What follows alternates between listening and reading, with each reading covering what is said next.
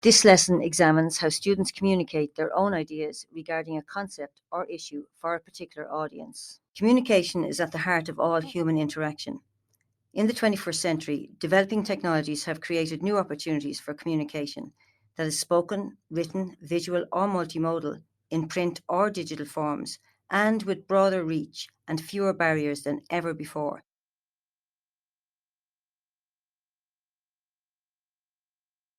In contemporary communication, the active process of communication is often seen as being as important as the end product.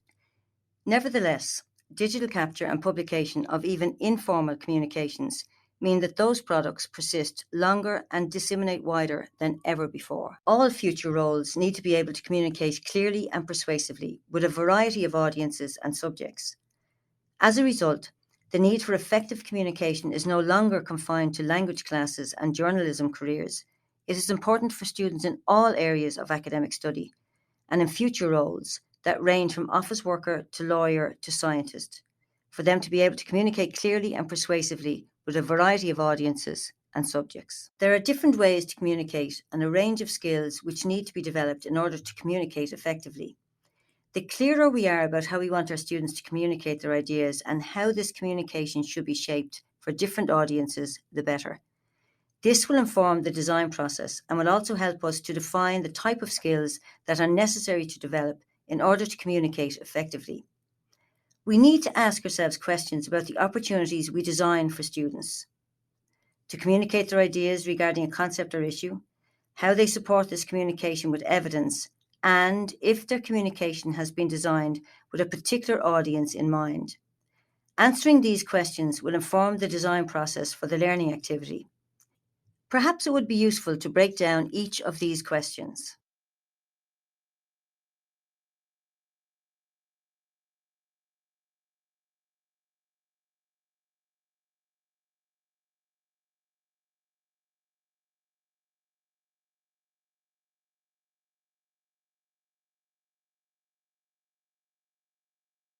This skilled communication rubric examines whether students are asked to produce extended or multimodal communication, and whether the communication must be substantiated with a logical explanation, examples, or evidence that support a central thesis. At higher levels of the rubric, students must craft their communication for a particular audience.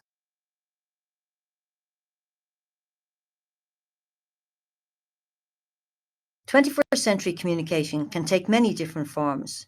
For example, as part of a learning activity, students may have a discussion with a peer over Skype. In this rubric, we don't focus on informal classroom talk, whether face-to-face or electronic. Instead, we focus on activities that require students to articulate their ideas in a permanent form: a presentation, a podcast, a written document, an email. A performance, for example, a skit or an oral debate, would also be considered in this rubric.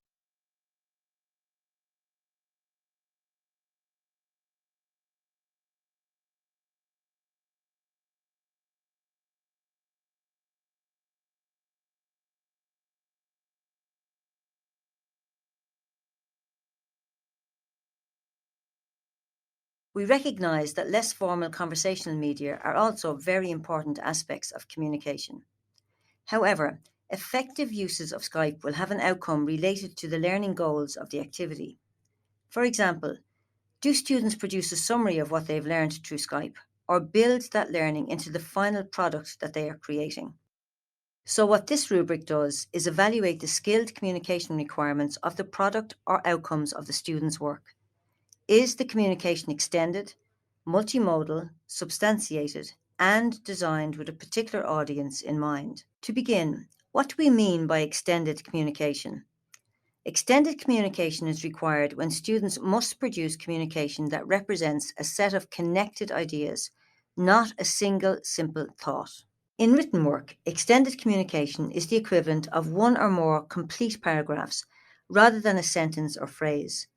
Whereas in electronic or visual media, extended communication might take the form of a sequence of a video, a podcast, or a slide of a presentation that connects or illustrates several ideas. However, a single text message or a tweet is not extended communication. If students are engaged in electronic communication, this is only considered extended communication if it produces an outcome that requires students to connect the ideas they have discussed. For example, producing documentation of what they've learned or the next steps for resolving an issue that arose. The duration of an electronic chat is not considered in evaluating extended communication. Think about these situations and consider if they require extended communication. Is extended communication required when students host a webinar where they present on different topics about their city to peers in their sister city and then answer follow-up questions? Is extended communication required for when students solve a geometry problem but do not write any proof? Do you think extended communication is required when students participate in a webinar where they listen to presentations by peers from their sister city and then ask follow-up questions? Is extended communication required when students write a letter to the editor in response to a recent news article of their choice? Do you think extended communication is required when students hold a Skype conversation with peers from another school to create a plan for the performance they will put on together about the novel they have just read? If students write an extended proof to demonstrate the solution to a geometry problem, does this require extended communication? Is extended communication required when students hold a Skype conversation with peers from another school to talk about the novel they have read? Now that we've considered if communication is extended, let's think about the form that the communication takes. We need to think if the communication is multimodal. Communication is multimodal when it includes more than one type of communication mode or tool used to communicate a coherent message. For example, students might create a presentation that integrates video and text, or embed a photograph into a blog post. In addition, the communication is only considered multimodal if the elements work together to produce a stronger message than any one element alone.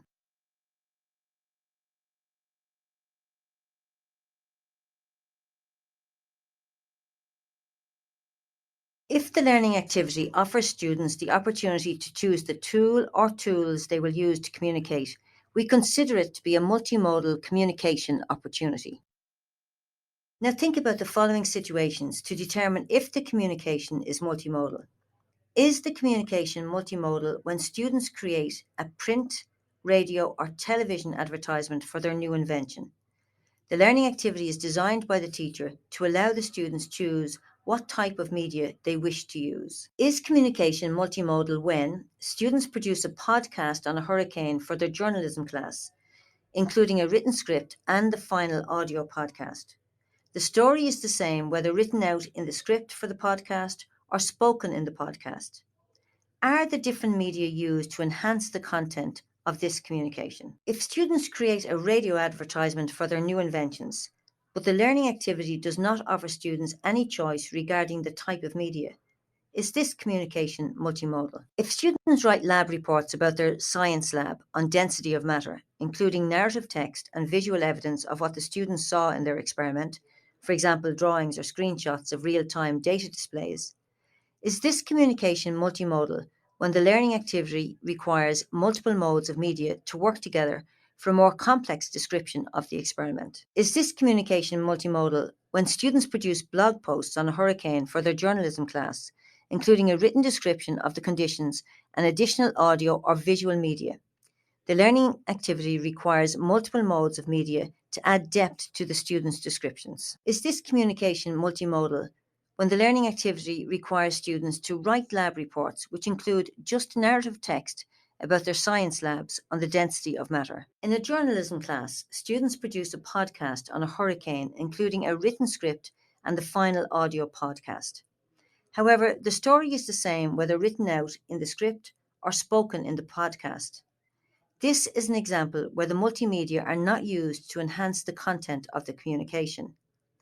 Now, what we would like you to consider is how could you redesign this learning activity so that the students have a multimodal communication opportunity?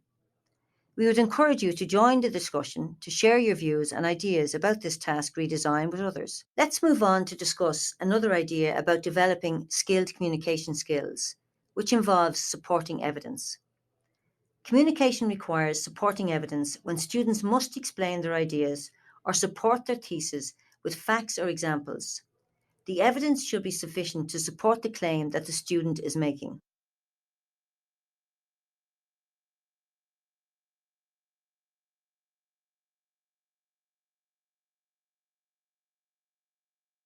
In this instance, a thesis is a claim, hypothesis, or conclusion. Students must have a thesis when they are asked to state a point of view, make a prediction, or draw a conclusion from a set of facts or a chain of logic. Now, I want you to think about these situations and consider if the learning activities require supporting evidence. To begin with, if students write an essay about why global warming is a problem, will they have to state and defend a claim about global warming?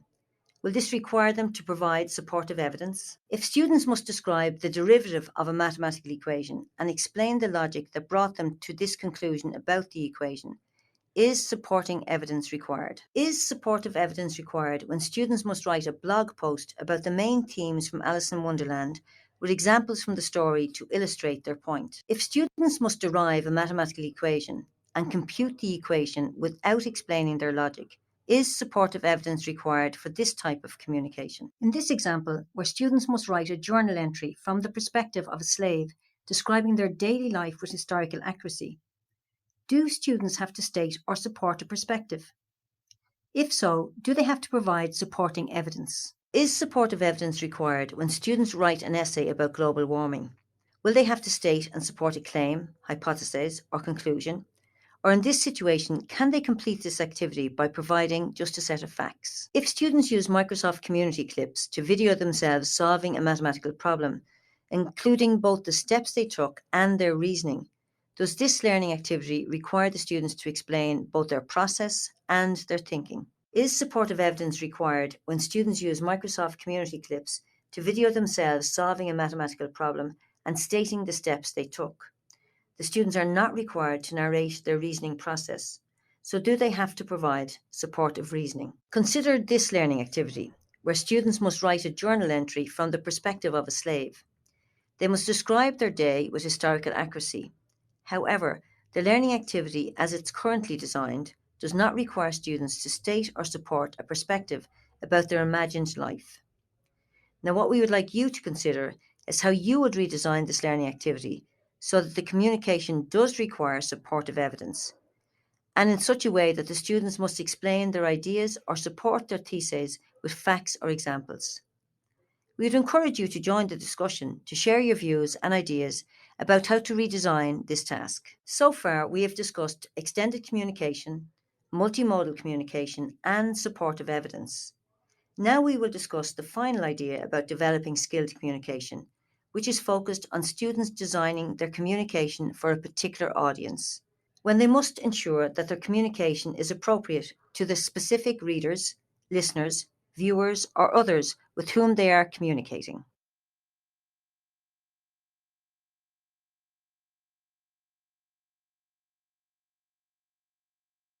It is not sufficient for students to be communicating to the general audience on the internet. They must have a specific group in mind with specific needs in order to shape their communication appropriately. When they are communicating with a particular audience, students must select the tools, content, or style that they use to reach that specific audience. They must be required to consider what tools the audience have access to or use on a regular basis, the relevant information they must present in order for the audience to understand their thesis, and the formality or informality of the language they choose in order to be appropriate to that particular audience. To qualify for this idea, the learning activity might specify a particular audience, or students might select their own audience. It is ideal but not essential or always possible if the communication will actually be seen by that audience.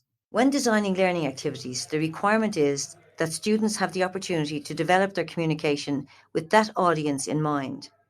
For example, students might develop some type of activity to teach younger children about how to divide fractions. They will have to decide what medium to use to reach those students, for example, a podcast or a game. In addition, they also have to consider what type of language and content the students would understand and relate to. This satisfies the requirement even if the podcast or the game is never used by the younger children. Many teachers find that it is useful to specify an audience of a different age or background than the students themselves. This highlights the need to think about the audience they are communicating with, what they will and will not understand, and also what they might find interesting. Think about the following situations and decide if the students are required to design their communication for a particular audience.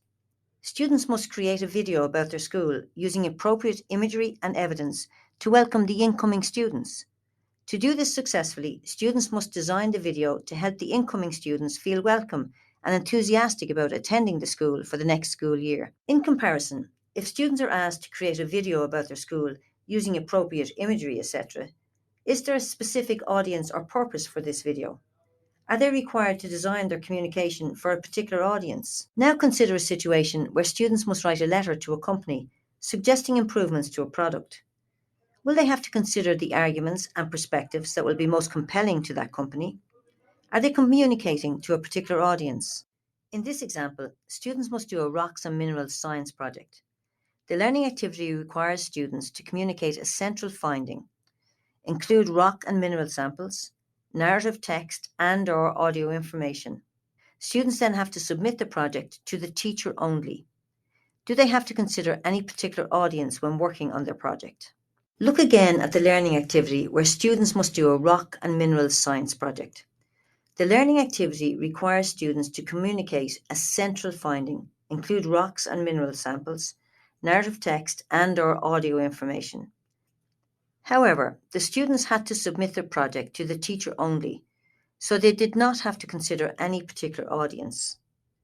Now, what we would like you to consider is how could you redesign this learning activity so that the students are required to design their communication for a particular audience.